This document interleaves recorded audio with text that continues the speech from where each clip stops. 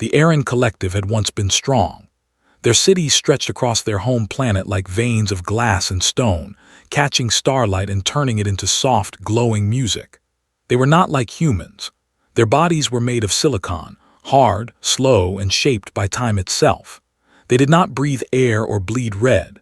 Instead, they pulsed with energy drawn from deep within their world, and they spoke in low tones that vibrated through rock and metal. But now, their world was dying. A strange force had appeared near the edge of their star system. At first, it was just a flicker in their sensors, something odd but not alarming. Then their outer colonies began to fall silent. One by one, the signals stopped. When scout ships went to check, they found only ruins, not destroyed by bombs or war but by age. Everything looked ancient, as if thousands of years had passed in just weeks. Metal crumbled to dust. Crystal towers cracked like old bones. Even the air felt tired. The scientists called it an entropy wave. It wasn't fire or ice. It was something worse. It made time move too fast. It aged matter, broke physics, and twisted space until nothing could hold its shape. And it was moving toward there. The Arans tried everything. They built shields from quantum fields. They fired pulses of anti-entropy energy. They even tried moving whole cities underground. Nothing worked. The wave chewed through their best defenses like paper. The elders, who had lived for centuries, now moved slowly, their surfaces dull and cracked. Hope was fading faster than their cities. In a deep vault beneath the silent spire, their oldest and tallest tower, a young archivist named searched through old data crystals. Most were unreadable, their information lost to time. But one file glowed faintly. It was labeled Universal Distress Ping Protocol 0. She had heard stories of this. It was from the earliest days of their space travel, long before they had faster-than-light ships. Back then, they believed the universe might be full of other minds, so they created a message that could be understood by anyone, any species, any language. It didn't ask for weapons or money. It just said, "We are in danger. If you can help, please come." It was never meant to be used. It was a last resort, like shouting into a storm and hoping someone hears you. Brought the file to the High Council. The elders were quiet for a long time. One finally spoke, voice rough like grinding stone. "No one will hear it. The galaxy is vast and empty." "But what if someone does?" asked. Another elder shook their head. "Even if they answer, what could they do? We have failed with all our knowledge." "Then we have nothing to lose," she said. The council agreed, not because they believed it would work, but because they had run out of other choices. Deep in the planet's core, where the last power station still hummed, activated the old transmitter. The signal was weak. The relays were falling apart, but it went out anyway, a soft cry wrapped in math and light, aimed at every direction at once. It traveled through dead space, past broken satellites, around black holes, and through dust clouds that hadn't moved in eons. Most of it faded, but a small piece, just enough, found its way to a lonely human outpost drifting far beyond the Milky Way. Project Echo had been built 300 years ago. Its mission was simple: listen for alien life. Back then, Earth still wondered if it was alone. Now most people had forgotten about Echo. Its solar panels were cracked. Its drones were frozen in sleep mode. But one part still worked, a small AI core, stubborn and outdated, running on backup power. When the Aran signal floated past, the AI tried to understand it, but its language database was old. It didn't know silicon-based speech patterns. It heard the distress tones and matched them to a human military code used during the Mars uprisings. It saw the signal's origin tag, but the data was corrupted. Instead of reading Unknown Origin System, it read Priority 1 Sol Command Relay. The AI did what it was trained to do. It sent an emergency alert straight to Earth's United Stellar Command. At the moon base, alarms rang out in the middle of the night shift. Officers rushed to their stations. On screen, a message played, broken, filled with static but clear enough. "Help, fatting, end." Admiral was woken by a personal call. She pulled on her uniform and walked quickly through the quiet halls. Her face was calm, but her mind raced. She had seen many strange things in her 30 years of service: alien ruins, rogue comets, even a sentient nebula once. But this felt different. In the command room, Tex played the message again. "It's not human," said one young officer. "The frequencies are all wrong." "But it's using our emergency format," another said. "Like someone heard our old broadcasts in them." Listened closely. Beneath the noise she heard fear, real desperate fear. That was enough. "Protocol is clear," she said. "Any priority 1 distress call must be answered, no matter the source." "But Admiral," said the captain of the watch, "what if it's a trap? We don't know who sent this." Looked at him. "If it's a trap, we'll handle it. If it's real, someone is dying out there, and we're the only ones who heard them." Within the hour, the First Fleet was ready. It wasn't huge, just 4 ships. The carrier Aegis, 2 destroyers named Vigil and Storm, and the Genesis, a massive dreadnought built for terraforming dead worlds. It carried machines that could melt ice, create air, and seed oceans. No one had ever taken it into unknown territory, but believed in being ready for anything. Crews boarded quickly. Engineers checked engines. Pilots ran flight sims. On the Genesis, Commander Jin Wei, the lead engineer, double-checked the core. "This thing wasn't made for rescue," he muttered to his team. "But if someone's world is ending, maybe we can buy them time." On the bridge of the Aegis gave the final order. "Set course for the signal origin, maximum safe speed." The fleet lifted from lunar dock, engines glowing blue. They passed Earth, small and beautiful, wrapped in clouds, then vanished into faster-than-light space.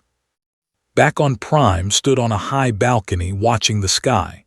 The entropy wave was now visible, a dark shimmer on the horizon, like heat rising from desert sand. Birds of crystal had stopped singing. The ground felt cold under her feet. She did not expect an answer. She had sent the message more as a prayer than a plan. But far away, in the endless dark between stars, 4 human ships raced toward her. They didn't know her name. They didn't know her world. They only knew someone had called for help. And humans, for all their flaws, had never ignored a cry for help. The Aarons believed the universe was cold and silent. They were about to learn how wrong they were. The First Fleet dropped out of faster-than-light travel near the edge of the system. Stars glittered in the black, cold and quiet. But something felt wrong. The space around them seemed thin, empty, like the universe itself had taken a breath and held it. Admiral stood on the bridge of the Aegis, eyes fixed on the main viewer. Ahead, a red giant star pulsed weakly. Orbiting it were the remains of a civilization. Shattered ring stations hung like broken necklaces. A moon was half melted, its surface cracked and gray. And in the distance, the planet Prime glowed with a sickly amber light, not from life, but from decay. "Sensors show massive entropy distortion," said the science officer. "Time is moving faster down there, by about 120 times normal rate in the outer zones." Frowned, "So an hour for us could be days for them." "Worse," added Commander Jin Wei over the comm from the Genesis. "Their atmosphere is thinning. Surface temperatures are dropping. Whatever's happening, it's eating their world from the inside out." No one spoke for a moment. The scale of the disaster was clear. This wasn't war. It wasn't a plague. It was physics turning against them. "Send a general hailing signal," ordered. "In every known language plus math and light patterns. Let them know we're here to help." The message went out, minutes passed, then hours, nothing answered. Then a faint pulse came back, not sound but a vibration in the ship's hull. Low, deep, like a stone groaning under pressure. The AI translated it as best it could. "You are not of the collective. Why have you come?" Recorded a reply. "We heard your distress call. We came to help." Silence again. Then, "The call was not meant for you." "We don't care," said simply. "You called, we answered." On the surface of Prime, the Aarons gathered in the silent spire. The humans' arrival had shocked them. They had expected nothing. Now steel ships hung in their sky, ships that hummed with power, moved with purpose, and spoke without fear. The elders were wary. "They are carbon-based," one said. "Soft, fast, they burn through life like fire through dry wood. What can they do against entropy?" But others were curious. Younger errands watched the fleet on sky screens. They came all this way just because they heard us. A meeting was arranged, not on the planet Too Dangerous, but in orbit aboard a neutral shuttle. 2 errands, including, met with and Jin Wei. The humans wore light environmental suits, not for protection but out of respect. They didn't want their breath or skin cells to harm the visitors. The errands, tall and smooth like obsidian statues, moved slowly, their joints clicking softly. At first, communication was hard, but the humans used light pulses, sound tones, and simple math, things both species understood. Slowly, they began to talk. "We did not call you," finally transmitted through a translator. "Our signal was universal. We did not expect an answer." "We got your message," said, garbled but clear enough. "Someone was in trouble, that's all we needed to know." The errands were silent. This idea, helping strangers just because they asked, was foreign to them. Their culture valued self-reliance. To ask for help was a sign of weakness. To receive it from unknown beings, unthinkable. But as the humans scanned the planet, their tone changed. Jin Wei's eyes widened at the data. "This entropy wave, it's not natural, it's spreading. If it keeps going, it could jump star systems." Turned to him. "How long until it reaches our side of the galaxy?" "At current speed, 30 to 50 years. The errands watched the humans react, not with panic but with focus. They began talking fast, sharing ideas, pulling up star maps. They weren't just here to save. They were here to stop a threat that could one day hurt Earth too. But then Jin Wei said something that stunned everyone. "What if we don't stop it but use it?" The errand stiffened. "Use entropy, it destroys, it cannot be tamed." "Maybe not," Jin said. "But the Genesis has a terraforming core. It can reshape planets by controlling energy flows, heat, gravity, even time dilation fields. What if we build a lattice around the wave source, not to block it but to absorb its energy and recycle it?" The elders scoffed. "You speak like a child playing with fire." But leaned forward. "Our ancestors tried something similar. They built a dam near the wave's origin. It failed because they lacked a strong enough power source." Jin's eyes lit up. "We have fusion reactors, antimatter batteries, enough power to light a small star." Nodded. "We'll need your knowledge, your maps, your understanding of the wave's behavior." For the first time, a Aaron elder spoke directly to a human. "Why would you risk your ships, your lives for us?" Didn't hesitate. "Because if we can stop this here, we save more than your world, and because it's the right thing to do."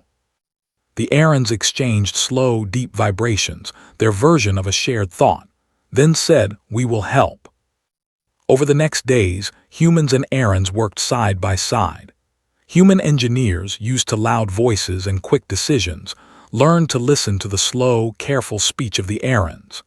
The Aarons, in turn, watched in awe as humans fixed broken machines with spare parts, joked under pressure, and celebrated small wins with loud cheers. The humans set up a base on a stable moon. Drones flew down to the dying planet, gathering data, mapping the entropy front. Jin and his team worked non-stop, sketching designs for the reversal lattice. The Aarons provided ancient schematics, sensor logs, and rare crystals that could channel temporal energy. But not everyone believed. One elder named watched from afar. "They move too fast, they think too loud, they will break what they do not understand." Argued back. "They understand more than you think. They see death not as fate but as a problem to solve." Back on the Genesis, Jin tested a small-scale model. He fired a micro-entropy pulse into a containment field powered by the core. For a moment, the pulse twisted, flickered, then reversed. The test chamber grew warmer, cleaner. Time flowed normally again. "It works," Jin shouted. But then the system overloaded, sparks flew, alarms blared, the test chamber cracked. Jin laughed anyway. It failed, but we learned why. The Aarons had never seen someone celebrate a failure. To them, failure meant the end. To humans, it was just one step closer to success. Meanwhile, the entropy wave advanced. A Aaron research outpost vanished overnight, aged into dust. Morale dropped, doubt grew. Called a meeting. "We're running out of time, but we're not out of hope. We keep building, we keep trying." That night visited the human base. She brought a data crystal hidden for centuries. "This is the full design of the dam," she said. "Our ancestors hid it because they thought it was too dangerous, but maybe it just needed the right partners." Jin took the crystal with both hands. "Thank you." As dawn broke on the moon, pale and quiet, humans and Aaron stood together, looking at the dying planet below. It was still beautiful in a broken way, like an old song nearly forgotten. "We will not let it die," he said. And for the first time, the Aarons began to believe her. They had called into the dark, not expecting an answer. Now they had more than help. They had hope, and it came in ships that moved fast, spoke loud, and refused to give up. Work began in earnest on the moon orbiting Prime. Humans called it Forge Base. The Aarons had no name for it, it was just rock and silence to them. But now it buzzed with life. Human engineers rolled out solar panels. Aaron builders shaped crystal scaffolds with sonic tools. Drones flew between them, carrying parts, data, and sometimes coffee mugs that the humans insisted on using, even in zero gravity. The plan was clear. Build a massive energy lattice around the heart of the entropy wave. The lattice would not block the wave. It would catch it, slow it, and feed its chaotic energy into the Genesis terraforming core. There, the energy would be cleaned, stabilized, and sent back into space as harmless light and heat. It was like trying to catch a tornado in a net made of spider silk. But humans had done impossible things before. Commander Jin Wei led the human side. He wore grease on his face and never slept more than 3 hours at a time. His team followed him not because he was loud, but because he never asked them to do something he wouldn't do himself. When a power conduit failed, he crawled into the ducts and fixed it with his own hands. When morale dipped, he told terrible jokes that made everyone groan and then laugh. On the Aaron side became their voice. She spent hours translating not just words but ideas. The Aarons thought in long arcs of time. Humans thought in deadlines and coffee breaks. At first this caused confusion. A human would say, "We need this done by tomorrow," and the Aarons would reply, "Tomorrow is not a fixed point in reality." But slowly they learned each other's rhythms. Still, not all Aarons trusted the humans. Elder watched from the silent spire, his surface dull with disapproval. "They rush," he said to the High Council. "They treat time like a river they can dam, but entropy is not water. It is the end of all things." Argued back, "If we do nothing, the end comes sooner. At least they are trying." "They will break our world faster with their noise and fire," warned. But the younger Aarons were drawn to the human camp. They watched how humans shared food, how they patted each other on the back, how they smiled even when tired. One young Aaron named brought a smooth stone to a human engineer as a gift. The engineer didn't know what to do, so he carved a tiny star into it and gave it back. Held it for hours, vibrating softly, their version of joy. Back on the Genesis, Jin tested a new lattice node. It was the size of a small car made of carbon weave and Aaron crystal. He powered it up. For 10 seconds it held. Then it shattered. "Again," Jin said, "no anger, just purpose." His team groaned but got back to work. This was how humans built things, not with perfect plans but with constant trying, failing, and fixing. The Aarons found this strange. To them, a plan should be perfect before it was started. But they began to see the power in the human way. Failure wasn't shame, it was information. One night walked the perimeter of Forge Base. She found staring at the planet below. The entropy wave now covered half the surface. Cities that had stood for millions of years were gone. "Do you think we can save it?" asked, her voice low through the translator. "I don't know," said honestly, "but I know we won't stop trying. That's who we are." Was silent for a long time. "My people believe that all things must end. It is part of balance. To fight it is unnatural." "Maybe," said, "but we believe that just because something is hard doesn't mean it's wrong. And just because something ends doesn't mean we shouldn't fight to make it last a little longer." The next morning, disaster struck. The entropy wave surged. It wasn't supposed to. Aaron models predicted slow, steady growth. But something changed. Maybe the human activity disturbed it. Maybe it was simply time. Whatever the cause, the wave swallowed an entire hemisphere of Prime in less than 6 hours. The Aaron orbital city began to crack. Its towers bent like old branches. Alarms rang across the system. On Forge Base, panic flared. Human medics rushed to prepare for evacuations. Aaron's froze in place, their version of shock. Called an emergency meeting. "We lost the western sensor grid. The wave is stronger than we thought." Jin looked exhausted. "If we activate the lattice now, it'll tear itself apart." "We don't have a choice," said. "If we wait, there'll be nothing left to save." That's when stepped forward. "There is another way." She brought out a hidden memory crystal, older than the dam plans. "This is from the first builders," she said. "They tried to stop the wave not with force but with harmony. They built resonant chambers that matched the wave's frequency and canceled it out." Jin's eyes widened, like noise-canceling headphones but for entropy. "Yes," said, "but they needed a power source that didn't exist then. Your core, it might be strong enough." Hope flickered. They redesigned the lattice overnight. Now it wouldn't just absorb the wave, it would sing against it. A counter-frequency, powered by human energy and shaped by Aaron science. Elder appeared at the edge of the base. He did not speak, he just watched. The new plan was riskier. If the frequency was off by even a fraction, the lattice could amplify the wave instead of stopping it. But it was their only shot. As teams worked, a strange thing happened. Humans and Aaron started working in pairs. A human would hold a tool while an Aaron-shaped crystal. A Aaron would calculate harmonic values while a human adjusted power flow. They weren't just allies anymore. They were partners. On the third day, the first full-scale node was ready. They launched it from the Genesis.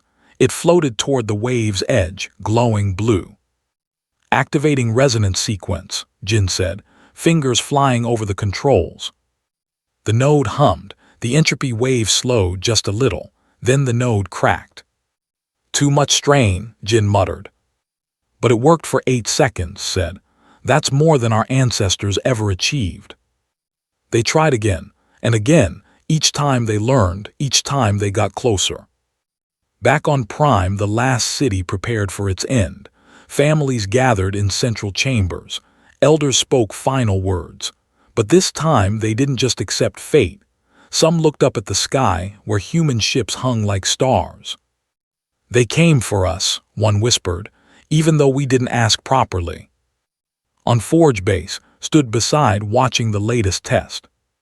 "Why do you care so much?" asked softly. "You could have left, said it was too dangerous." Smiled.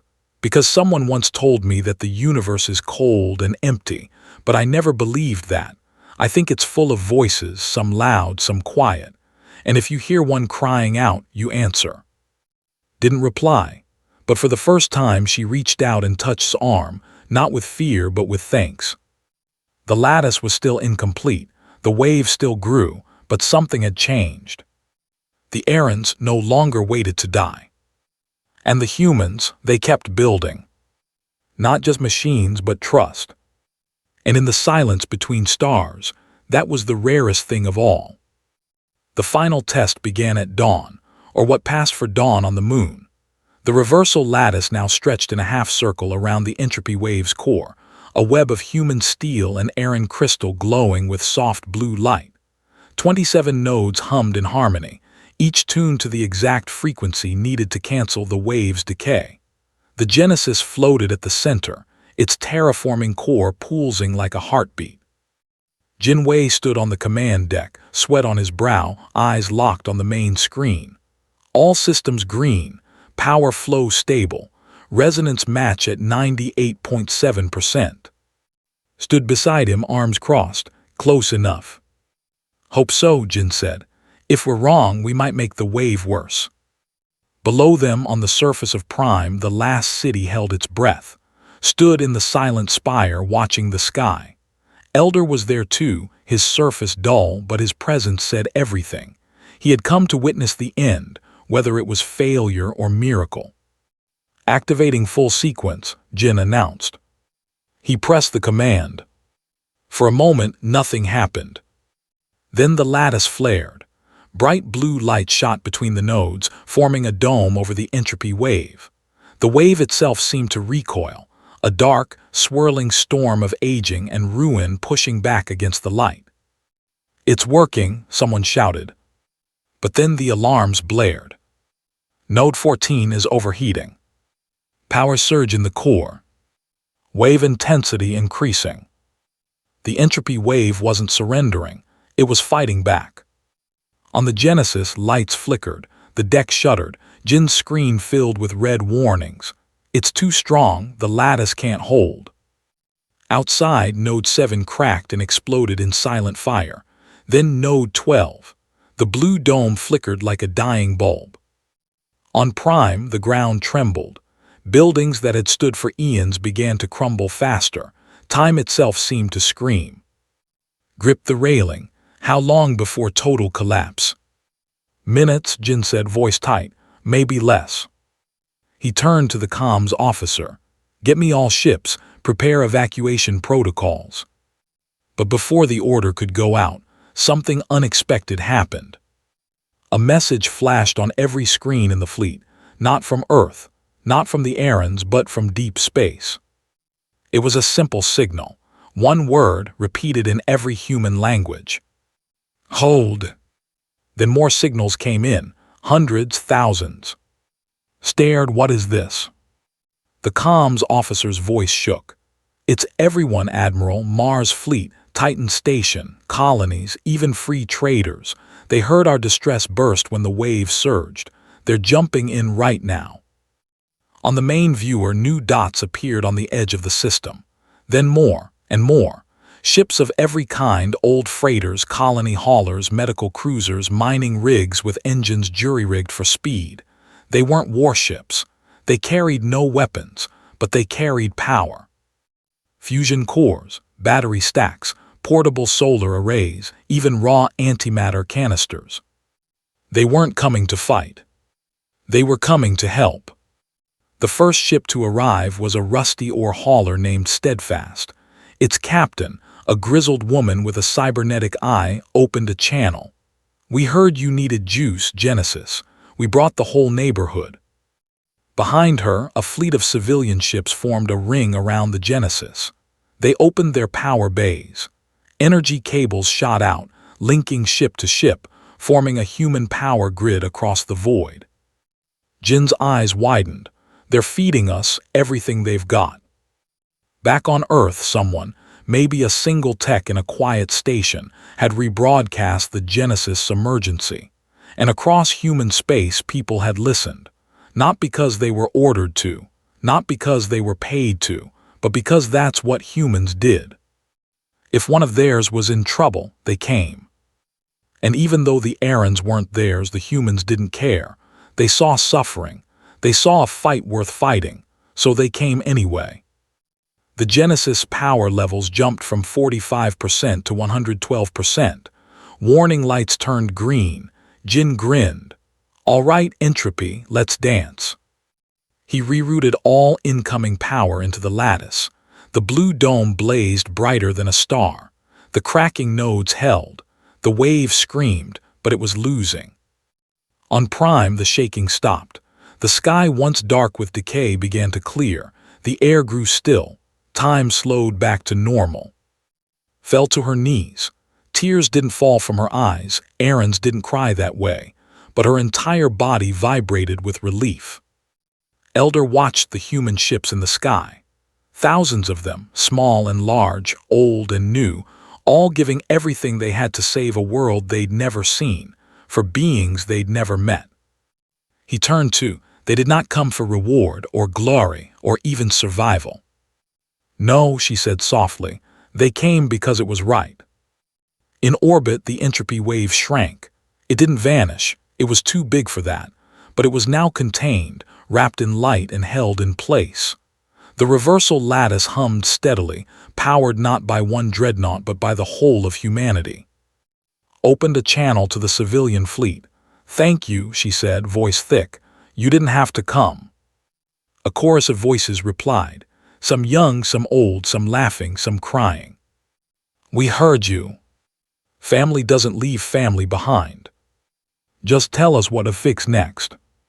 We got you. Back on the Genesis, Jin leaned against a console, exhausted but smiling. You know, I think we just proved something. What's that? Asked. That hope isn't stupid, it's just loud. On the surface, the Aaron stepped outside for the first time in weeks. The sun, weak but real, shone on their crystalline skin. The wind carried the scent of ozone and cooled stone. Life wasn't back yet, but death had been pushed back. And in the sky above, human ships hung like stars, bright, stubborn, and full of heart. The Aarons had called by accident, but humanity had answered on purpose. And in that moment, the universe felt a little less empty. 1 year after the entropy wave was tamed, the city of looked nothing like it had before. Where towers of black glass once stood alone, now human-style walkways wound between them, lit by soft solar lamps. Aran gardens grew alongside hydroponic farms built by Martian engineers. Children, both human and Aran, played in shared courtyards, laughing in a mix of spoken words and gentle vibrations. The reversal lattice still hummed in orbit, now maintained by a joint crew of humans and Arans. It no longer glowed with emergency light. It pulsed gently like a sleeping heart. The entropy wave was not gone, but it was under control, contained, studied, even used. The Genesis' terraforming core now drew clean energy from it, powering entire sectors of the rebuilt world. Admiral still wore her uniform, but today it was unbuttoned at the collar. She walked through the central plaza of with at her side. The Aran's surface had regained its shine, polished by hope and time. You've changed, said. Smiled, so have you. It was true. The Arans no longer spoke only of endings. They talked about rebuilding, exploring, even visiting Earth. Schools now taught human resilience theory not as a joke, but as a real subject. Young Arans studied how humans turned problems into projects, fear into fuel, and strangers into friends. The First Fleet had mostly returned home, but a small human presence remained. Scientists, teachers, engineers, and a few who just liked the quiet beauty of twin sunsets. They lived in dome homes beside Aran spires, sharing meals, stories, and sometimes silence. Today was special. It was the anniversary of the day the wave stopped. The Arans called it the day time breathed again. Humans called it Lattice Day. They celebrated together. In the plaza, a new monument stood, not of stone or steel, but of light. It showed two hands, one human, one Aran, reaching toward each other. Beneath it, words were carved in both languages. We heard you. After the ceremony, asked the question that had lived in her mind for a year. Why did you really come? You didn't know us. You didn't owe us anything. You could have ignored the signal and no one would have blamed you. Didn't answer right away. She looked at the sky, where a few human ships still orbited, peacekeepers now, not warriors. On Earth, she said slowly, we have an old saying. If you see someone fall, you help them up, even if you don't know their name. We don't do it for thanks. We don't do it because it's smart. We do it because it's who we are. She turned to. Your signal was broken, your voice was faint, but it was a cry for help. And in our culture, that's the only thing that matters. Was quiet for a long time. Then she placed a hand, smooth, cool, and strong, on shoulder. Then your culture is beautiful.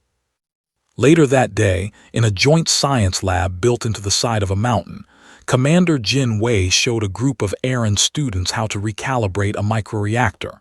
He no longer cursed when things broke. He just laughed and said, "Good. Now we know what not to do." One young Aaron asked, "Do you think we'll ever meet another species in trouble?" Jin wiped grease from his face. "Oh, I'm sure of it. The universe is big, and not everyone's as lucky as you were." "Lucky?" the Aaron asked. Jin grinned. "You didn't get lucky, you got humans." That evening, the main comms center received a new signal. It was faint, buried in cosmic noise, but the AI flagged it immediately. Not because it was loud, but because it matched a known pattern. It was another distress call. This one came from the galactic core, a region dense with old stars and unknown dangers. The message was even more broken than the Aaron one had been. Just a few seconds of sound, static, a pulse, and a single word that repeated like a heartbeat. "Help!" The Aaron comms officer stared at the screen. Then she did something her people had never done before. She opened a direct channel to the human outpost. A young human tech answered, chewing on a protein bar. "Yeah. We received a signal," the Aaron said. "From deep core, it sounds like your kind of emergency." The human sat up straight. "Play it." She did. The tech listened. Then he tapped his console, opened a wider channel, and spoke just 2 words into the void. "Tell Saul we might need more ships." Outside, the twin suns have set behind the mountains, painting the sky in gold and violet. In the distance, the reversal lattice glowed softly, a symbol of what 2 very different peoples could do when they chose to stand together. The Aarons had once believed the universe was silent. Now they knew better. It was full of voices, some old, some young, some scared, some strong. And somewhere out there, another voice was calling. This time, they wouldn't wait for humans to act alone. They would answer too. Because now they understood, help isn't weakness. It's the bravest thing a species can offer. And as stars blinked to life in the darkening sky, the people of an Earth stood side by side, not as saviors and saved, but as friends who had learned that no one should face the end alone. The fleet had come once by accident. But next time, they would come on purpose. Together,